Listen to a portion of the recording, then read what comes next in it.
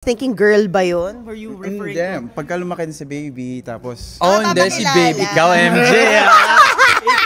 Segue mo ah! Sinegway ko na. O sige, bakit? Ready ka na ba? No, I've been saying for a long time na my last media con for a movie I did with Sue for In Between. Yes. Yeah, they of course took out they paraphrased it and said na I'm looking for someone, which I am naman. I'm talking to someone, pero I don't think I'm ready for marriage.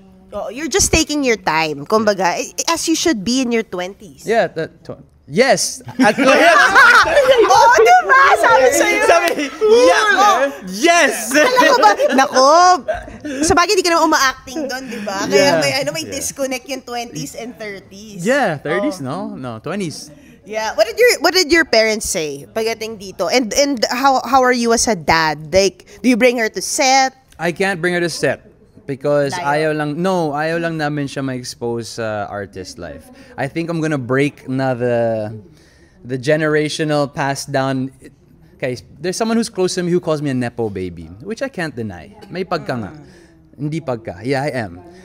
And I think I just wanna stop that already. Maybe she wants to be something else. Sabi ni baby mom, sabi ni Alexis, if you expose it to her, she might end up wanting it. Which, totoo naman eh.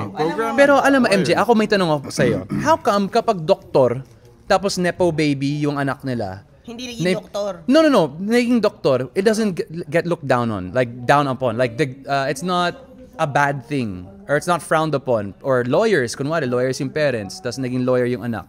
Not frowned upon. Kapag artistas, naging artista yung anak, people don't like that. And I think it's a matter of perspective.